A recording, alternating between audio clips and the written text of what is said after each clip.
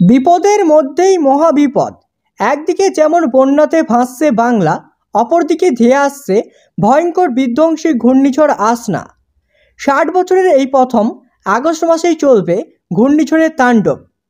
তো এই ঘূর্ণিঝড় কোন সাগরে তৈরি হয়ে কোন উপকূলে আছড়ে পড়তে চলেছে? এই ঘূর্ণিঝড় যখন আছড়ে পড়বে প্রতি ঘন্টায় এর গতিবেগ কেমন হবে, এর প্রাকৃতিক ধ্বংসলীলা, এই বিষয়ে আবহাওয়া দপ্তর এবং বিশেষজ্ঞরা কি জানিয়েছে? তো সমস্ত বিস্তারিত তথ্য জানিয়ে দেবো এই ভিডিওতে। ভিডিওটি অবশ্যই শুরু থেকে শেষ পর্যন্ত দেখবেন। ভিডিওতে একটি লাইক করবেন, আর আপনি এই ভিডিওটি কোন জেলা থেকে দেখছেন সেই জেলার নামটি কমেন্ট বক্সে কমেন্ট করে জানাবেন।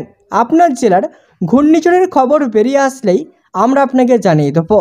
আর প্রতিনিয়ত ঘূর্ণিঝড়ের খবর পাওয়ার জন্য চ্যানেলটিকে সাবস্ক্রাইব করে পাশে থাকা বেল আইকনটি প্রেস করে চ্যানেলের সঙ্গে জুড়ে থাকবেন।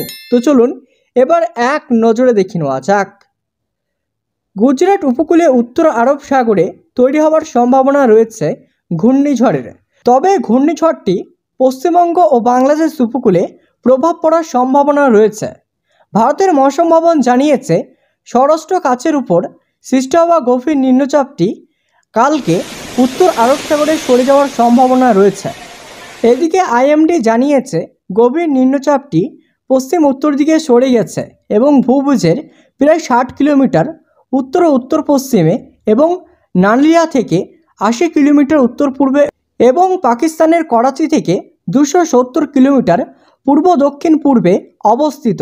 জানা গিয়েছে 1964 সালের পর আগস্টে আবারও তৈরি হচ্ছে একটি দ্বিতীয় ঘূর্ণিঝড়। শক্তিশালী ঘূর্ণিঝড়ে পরিণত হওয়ার পর এটির নাম দেওয়া হবে আসান। নামকরণ করেছে পাকিস্তান।